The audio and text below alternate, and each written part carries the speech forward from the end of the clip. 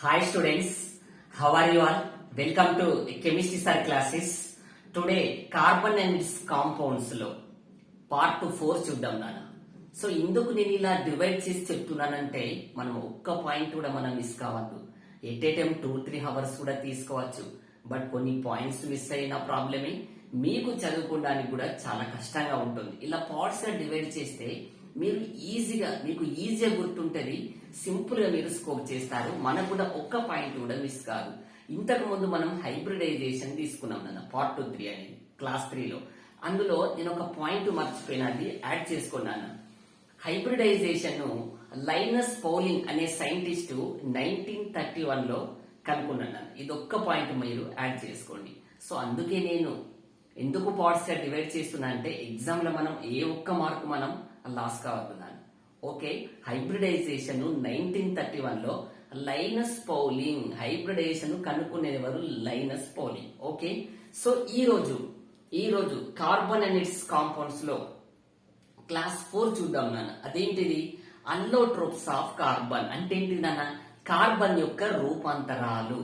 చాలా సింపుల్ గా ఉంటుంది. ఇందులో కూడా మనకు ఒక్క మార్క్ అయితే ఖచ్చితంగా వస్తున్నారు. సో కార్బన్ రూపాంతరాలు మనం 2 టైప్స్ గా డివైడ్ చేయొచ్చు నాన్న. ఓకే, అది అమార్ఫస్ ఒకటి, రెండు crystalline. Okay, amorphous ట్రోప్స్ and crystalline ట్రోప్స్. Okay నాన్న, చూద్దాం. సార్ అంటే ఏంటి సార్ తెలుగులో? అమార్ఫస్ అంటే అస్ఫటిక, క్రిస్టలిన్ అంటే స్ఫటిక రూపాలు. అస్ఫటిక అంటే కానీ పెద్ద ఇంపార్టెంట్ కాదు. మన కోక్ కానీ చార్కోల్ గాని, ఓకేనా, మన యానిమల్ లో ఉంటే చార్కోల్ గాని, ఇవన్నీ మనకి ఏమైతుంది, బొగ్గు గాని, ఇవన్నీ ఏంటంటే అస్ఫటిక, అమార్ఫస్. ఓకేనా, మరి స్ఫటిక క్రిస్టలిన్ అంటే ఇది స్ఫటికమైన పదార్థాలు ఏంటి అంటే మోస్ట్ వెరీ వెరీ ఇంపార్టెంట్. దీని నుంచి మనకు ఎగ్జామ్ పాయింట్ లో క్వశ్చన్ వస్తుంది. మన కార్బన్ రూపాంతరాలు ఎన్ని, అల్లోట్రోప్స్ ఆఫ్ కార్బన్స్ 2 టైప్స్, ఇవన్నీ మనకు అడగడు. క్రిస్టలిన్ ఫార్మ్స్ అంటే ఏంటిది, స్ఫటిక రూపాలు మనకు ఎన్ని, అవి దానిలోకి వెళ్ళి క్వశ్చన్ ఏ విధంగా వస్తాయి నేను మీకు చెప్తాను. Okay, let start.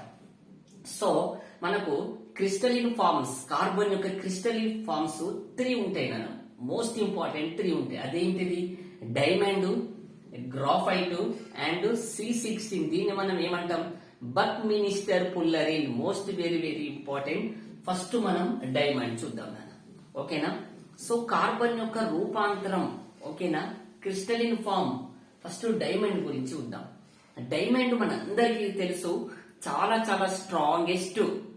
ఇంతవరకు దీనికన్నా గట్టి పదార్థం లేదు అని కూడా చెప్పవచ్చు. అంటే చాలా స్ట్రాంగ్ గా ఉన్నది ఏంటి డైమండ్.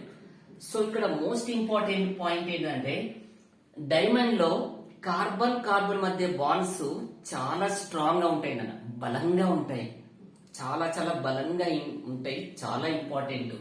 అండ్ ఇందులో ఉన్న కార్బన్స్ అన్ని sp3 హైబ్రిడైజేషన్ లో పాల్గొంటాయి. Most very very important. Diamond యొక్క హైబ్రిడైజేషన్ sp3. ఓకే, నెక్స్ట్ మరి దీని యొక్క షేప్ ఏంటిది? మనకు ఆల్రెడీ తెలుసు, ఆల్కేన్ లో sp3 ఉంటాయి. sp3 వచ్చినప్పుడు ఏముంటది? టెట్రాహైడ్రల్. ఓకేనా, టెట్రాహైడ్రల్ షేప్ ఉంటుంది దాని, చతుర్ముఖ్యం. నెక్స్ట్ ఓకేనా, మోస్ట్ వేస్ట్ ఇంపార్టెంట్ పాయింట్స్ ఏంటి? కార్బన్ బాండ్స్ వెరీ స్ట్రాంగ్ గా ఉంటాయి, sp3 హైబ్రిడైజేషన్ లో పాల్గొంటాయి, అండ్ ఇది టెట్రాహైడ్రల్ షేప్ ను కలిగి ఉంటుంది. సరిపోతుంది. ఇందులో అడిగే మనకి ఇవి రెండే నాన్న. ఒకటి sp3 hybridisation diamond, tetrahedral shape ను కలిగి ఉంటుంది. ఒకటి డైమండ్ కంప్లీట్. Second graphite. చూడండి, గ్రాఫైట్ లో కార్బన్ బాండ్స్ చాలా వీక్ గా ఉంటాయి నాన్న. ఎందుకు అంటే గ్రాఫైట్ లో ఒక పై బంధం కూడా ఉంటాయి నాన్న, 5 బాండ్స్ కూడా ఉంటాయి. అందుకే దీనిలో బాండ్స్ ఎలా ఉంటాయి? వీక్ గా ఉంటాయి. సో 5 బాండ్స్ ఉన్నది కాబట్టి ఇదేంటిది?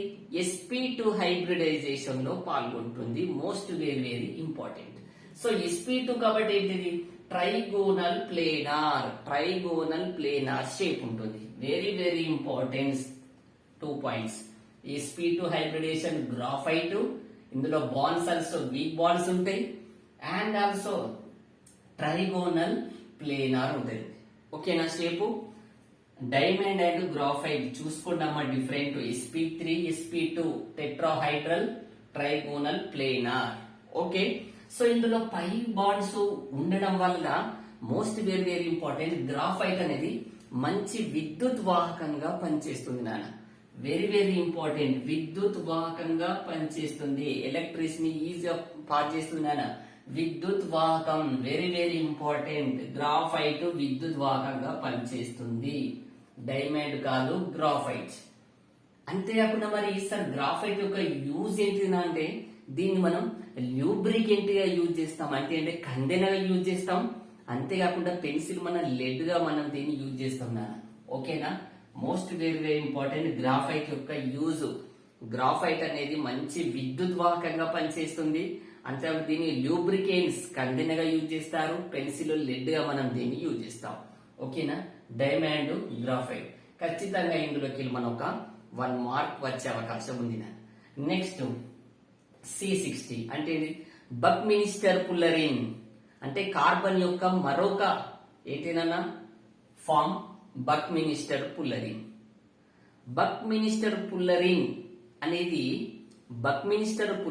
ఒక సైంటిస్ట్ నేమ్ నాన్న, సైంటిస్ట్ నేమ్. మరి ఎందుకు సార్ దాని పేరు అంటే దీని యొక్క షేపు అంటే C60 సేమ్ కలిగిన అంటే గోళాకారం అనేటువంటి అంటే స్పరికల్ షేప్ కలిగి ఉన్న ఒక నిర్మాణాన్ని తను కనుగొన్నాడు. అందుకే తన పేరు దీనికి మనకు బక్మినిస్టర్ పుల్లరిన్ అని పెట్టిన్నాను. ఓకేనా, C60 అణువులను మాలిక్యూల్స్ ఏంటి నాన్న బక్మినిస్టర్ పుల్లరిన్ అంటాను, నోట్ చేసుకున్నాను. సో సరే, మరి ఏ విధమైన షేప్ ఉంటాయంటే స్పరికల్ ఉంటుంది అండ్ సాకర్ బాల్ ఫుట్బాల్ ఆకారంలో ఉంటుంది నాన్న. ఓకేనా, అంటే గోళాకారం స్పెరికల్ అండ్ సాకర్ బాల్ రూపంలో ఉంటుంది. ఓకేనా, దీని యొక్క షేప్. మరి దీని యొక్క హైబ్రిడైజేషన్ కూడా సేమ్ గ్రాఫైట్ లాగానే sp2 హైబ్రిడైజేషన్ లో పాల్గొంటుంది. sp2 హైబ్రిడైజేషన్ లో పాల్గొంటుంది. అంటే ఇక్కడ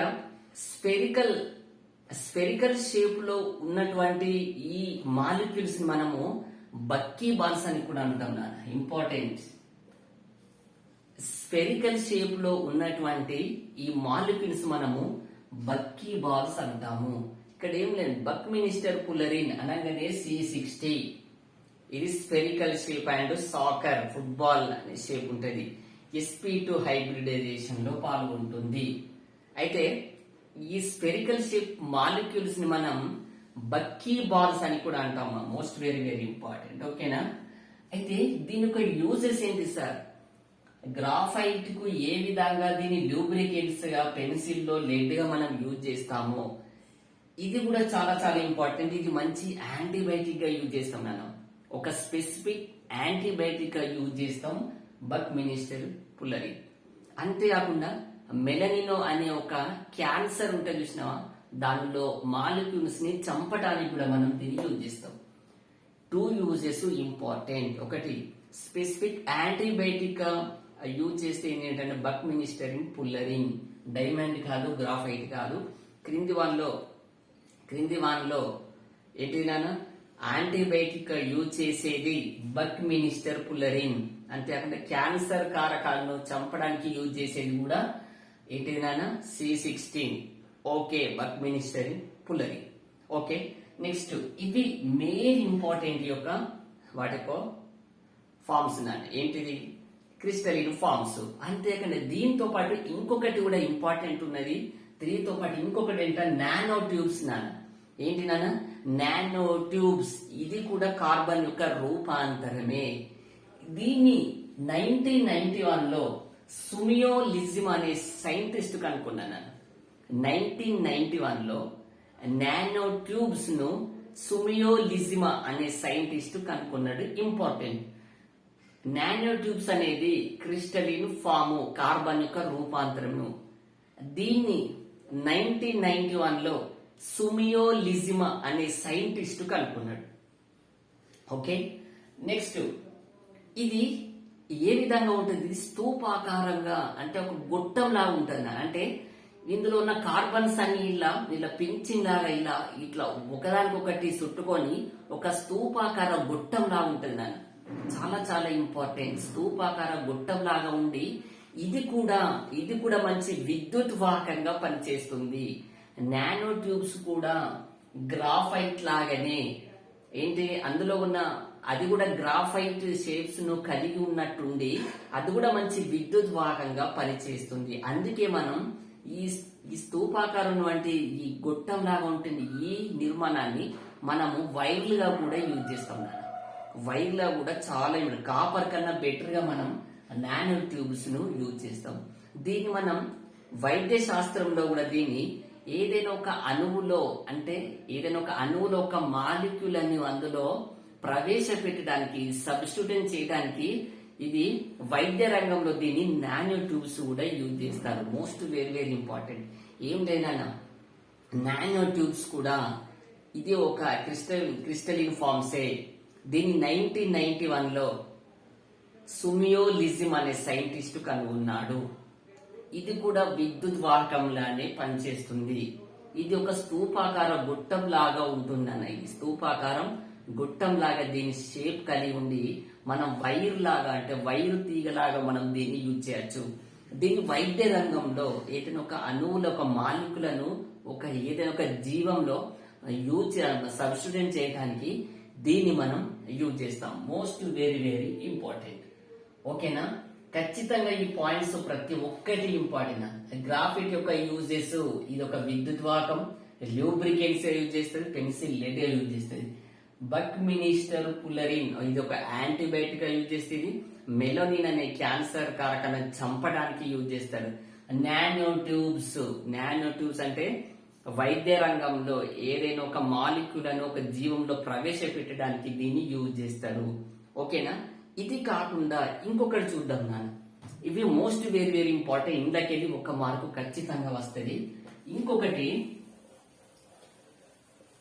ఇవన్నీ ఖచ్చితంగా నోట్ చేసుకోండి అన్న. Most very very important. ఓకేనా? ఇంకొకటి ఏంటన్నా గ్రాఫిన్ చూద్దాం నాన్న. Graphene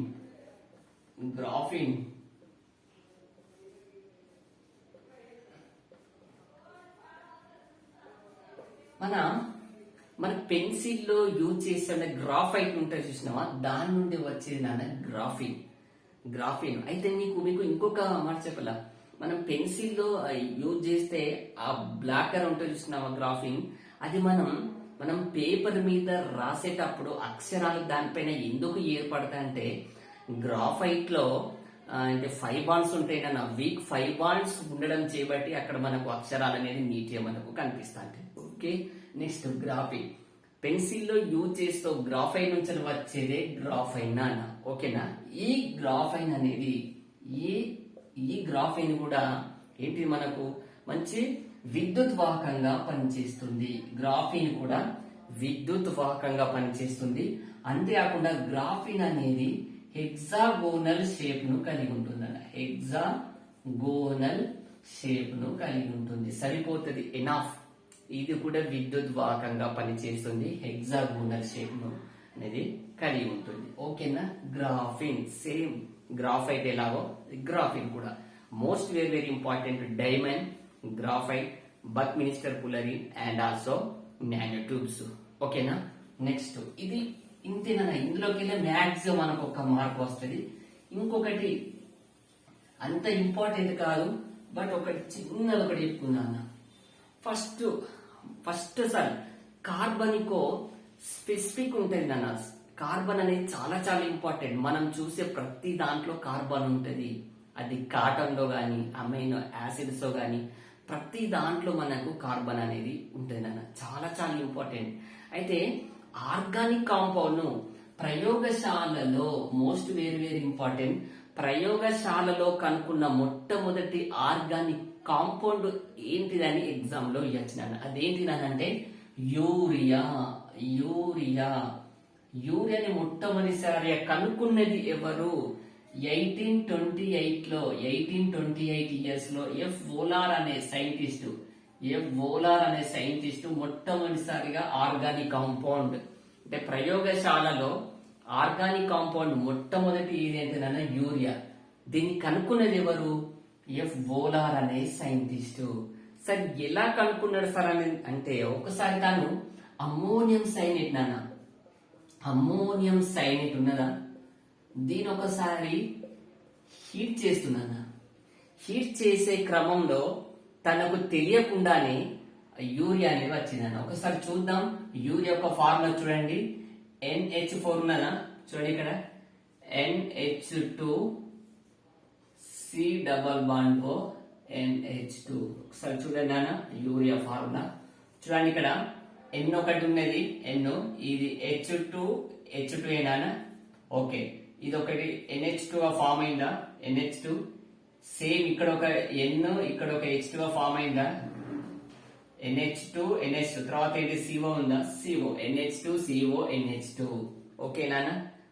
very very important. ప్రయోగశాలలో కనుగొనబడిన ఆర్గానిక్ కాంపౌండ్ ఏది అంటే ఏంటి నాన్న? యూరియా. దీన్ని కనుక్కున్నది ఎవరు? 1828 లో వోలార్ అనే సైంటిస్టు కనుగొన్నాను. సింపుల్, సరిపోతుంది. ఓకేనా? నెక్స్ట్ వీడియోలో మంచి కంటెంట్ తోటి మళ్ళీ మీ ముందుకు వస్తాను. ఓకేనా? ఈ వీడియో నచ్చితే ఖచ్చితంగా లైక్ చేయండి, షేర్ చేయండి, సబ్స్క్రైబ్ చేయడం మాత్రం మర్చిపోకండి. ఓకేనా? జై హింద్.